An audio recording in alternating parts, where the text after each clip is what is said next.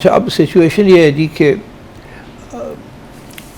BLA, Afghan Taliban, यहाँ तक कि शायद ISIS, दाइश भी, और इंडिया एंड इज़राइल ये समझते हैं कि पाकिस्तान एक बहुत बड़ा मसला है इनके लिए। तालिबान पाकिस्तान की ज़मीन चाहते हैं, वो ड्यूरेंट लाइन को एक्सेप्ट नहीं करते। इंडिया अपना बदला ले रहा है, आपकी सेसेशनिस्ट फोर्सेस को सपोर्ट कर रहा है, और वो जिसे वो डोवल डॉक्ट्रिन कहते हैं जी। कोई उससे छुपाई हुई बात नहीं है। इज़राइल जो है उसकी तरफ से बहुत से बयान आए हैं कि ईरान से भी ज़्यादा ख़तरनाक वो पाकिस्तान को समझता है, क्योंकि पाकिस्तान के पास न्यूक्लियर बॉम्ब है, और बहुत सी स्पेकुलेशन जारी रहती है कि ईरान के बाद उनकी जो प्लानिंग थी वो ये थी कि ईरान को रेजीम चेंज करके यहाँ एक प्रो इज़राइली रेजीम आएगी, प्रो अमेरिकन इज़राइली रेजीम आएगी, और फिर पाकिस्तान को एक और बॉर्डर पे तकलीफ़ दी जाएगी। अभी तो अफ़गान बॉर्डर पे है, फिर ईरान के और पाकिस्तान के बॉर्डर पे भी एक घेराव हो रहा था। अच्छा, सो इस किस्म की प्लानिंग थी उनकी।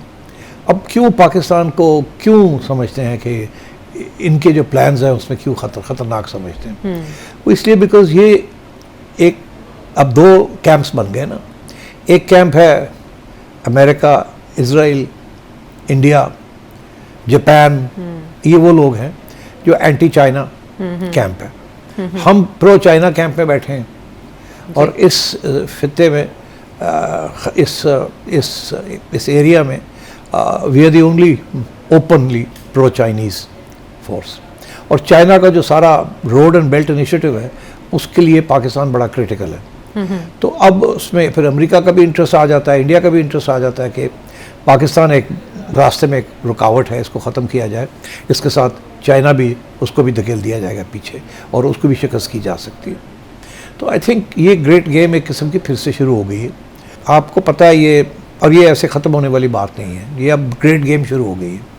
और उस ग्रेट गेम के अंदर अब पाकिस्तान कैसे इसको टैकल करेगा, that remains to be seen. अभी तो खुशकिस्मती ये है कि ईरान जो है वो भी सपोर्ट नहीं कर रहा है एंटी पाकिस्तान इंसर्जेंसीज। मगर डोंट फॉरगेट कि ईरान के बॉर्डर के ऊपर pro American Iranian separatist forces, Baloch forces भी हैं, और जिनको अमेरिका सपोर्ट कर रहा है। मैं काफ़ी अरसे से ये कह रहा हूँ। और अमेरिका का और इज़राइल का तो यही प्लान था कि ईरान को जब डिस्टेबलाइज करेंगे रेजीम चेंज, तो उस वक्त कुर्दों को भी एक्टिवेट करेंगे, अज़रबाईजानीज़ को एक्टिवेट करेंगे, और बलोचों को एक्टिवेट करेंगे। तो वो तो कामयाब नहीं हुई, मगर इंटरेस्ट हैं अभी सब इन सियासी जमातों के। अच्छा, इसलिए आई थिंक बलूचिस्तान अब हमारा एक वीक स्पॉट बन चुका है। अच्छा, अब इंटरेस्टिंग बात यह है आयशा कि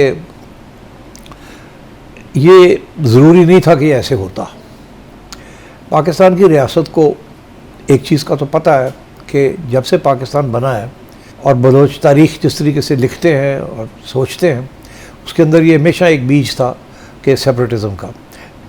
मगर क्योंकि पाकिस्तान जब बना तो ये एक कॉन्स्टिट्यूशन भी बनी, और उसके अंदर इत्तेफाक भी हुआ। बलोच लीडर्स ने भी कॉन्स्टिट्यूशन को सपोर्ट किया, except for one Baloch leader.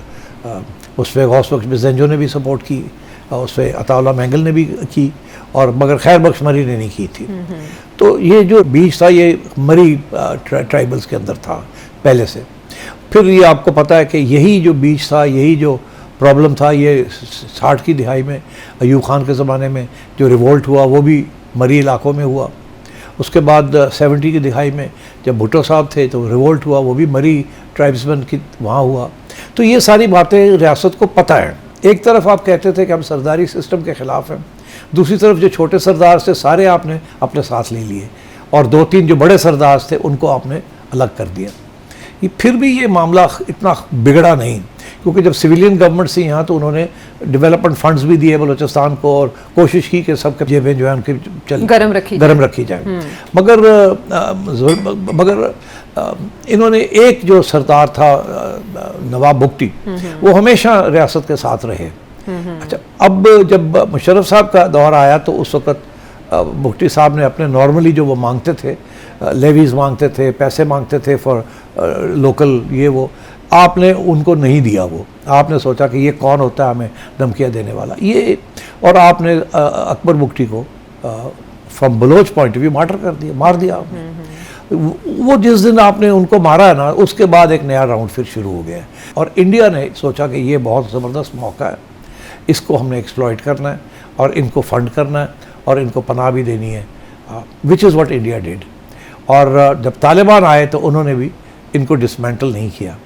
तो अब सिचुएशन ये है कि ये अब वो सारे इकट्ठे हो गए हैं, और आपके पास जिन बलोचों के साथ आप बलूचिस्तान में हुक्म कर रहे हैं, उनकी कोई हैसियत नहीं है, वो उनकी किसी किस्म की हैसियत नहीं है, मगर आप उनके साथ काम कर रहे हैं, और जिनकी हैसियत है आप उनके साथ काम नहीं कर रहे। फिर इसीलिए मेंगल साहब ने भी रिज़ाइन कर दिया था, अख्तर साहब ने, और आज मैंने सुना है उन्होंने वो जो 70-80 लाख रुपया जो उनको तनख्वाह मिली थी सिंस रेजिग्नेशन, वो भी उन्होंने वापस ले ली गई है, मरात वगैरह। और बहुत से बलोच लीडर्स जो हैं मरी बुगटी के और मेंगल के, कुर्दों के, वो एग्जाइल में हैं या अफगानिस्तान में बैठे हैं।